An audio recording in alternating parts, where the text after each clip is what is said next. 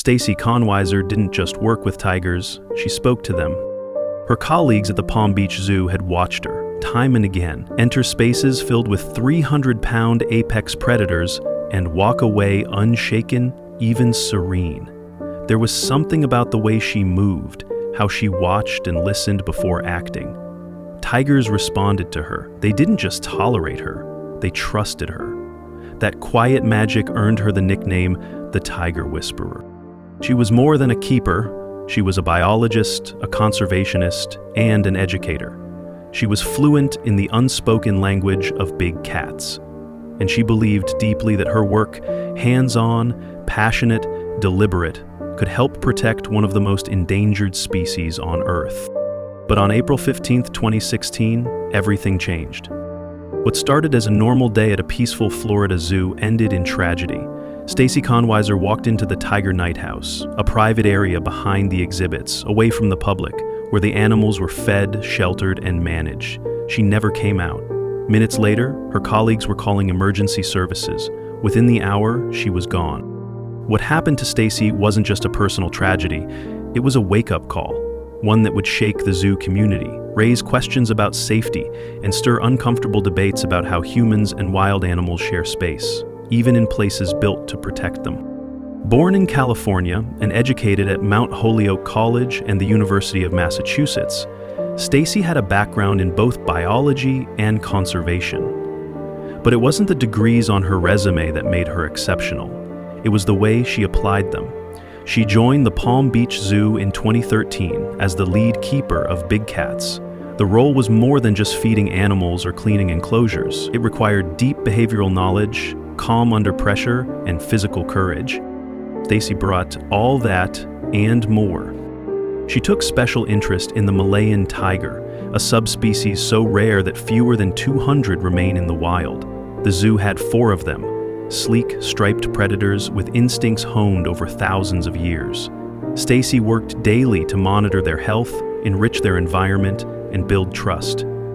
That trust wasn't forced, it was earned. She had a sixth sense with them, one colleague said. She didn't dominate the tigers, she read them, she adjusted to them. Visitors often never saw that side of her.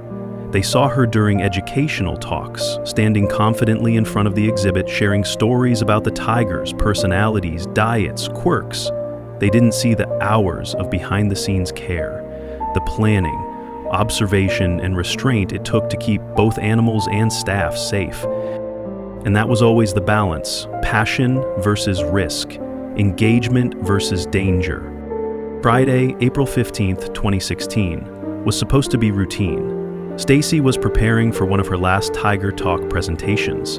She was set to leave the zoo within days for a new job with the U.S. Fish and Wildlife Service.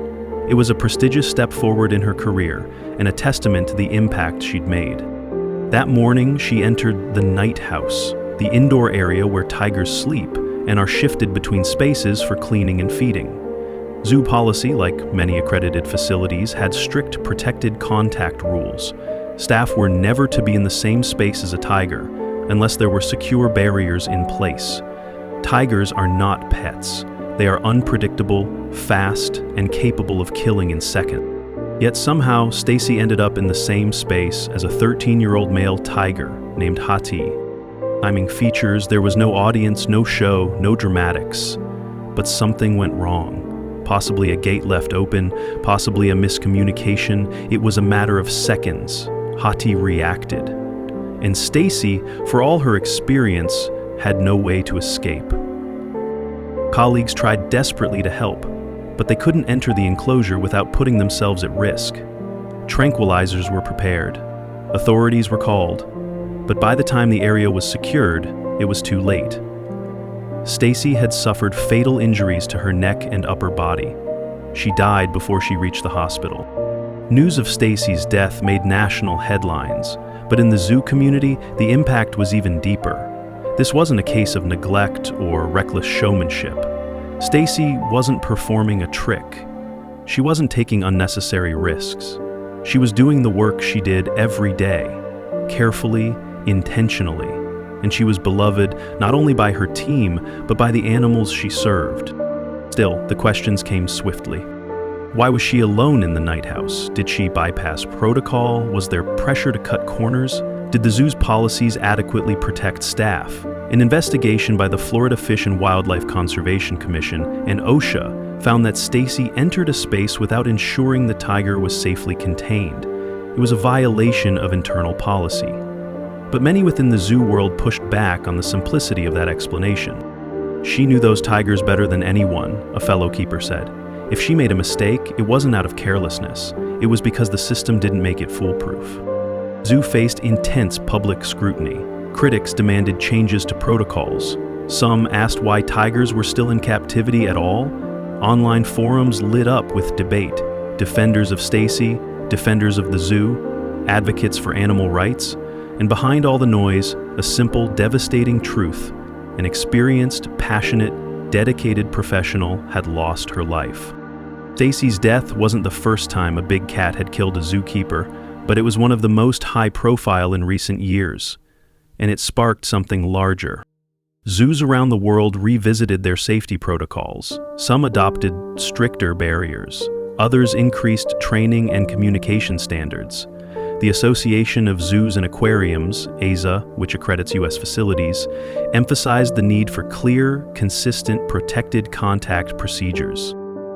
For animal rights organizations, the incident added fuel to a long-burning fire. Groups like PETA renewed calls for an end to captive big cat programs, arguing that no level of training or love could undo the wild nature of these animals.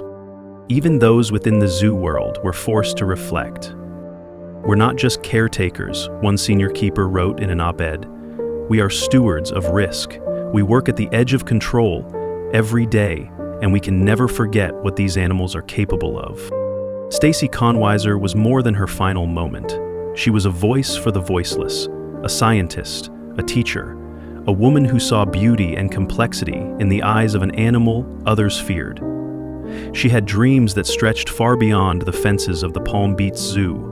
Dreams of protecting species in the wild, of educating a new generation, of making a difference. Her death was not a spectacle. It was a tragedy, a quiet, preventable loss that rippled outward from one Florida zoo to an entire global industry. Today we remember her not for how she died, but for how she lived. And we are left with the question she would likely want us to ask. What more can we do to keep those who protect wildlife safe? Because the animals aren't the only ones in danger. Sometimes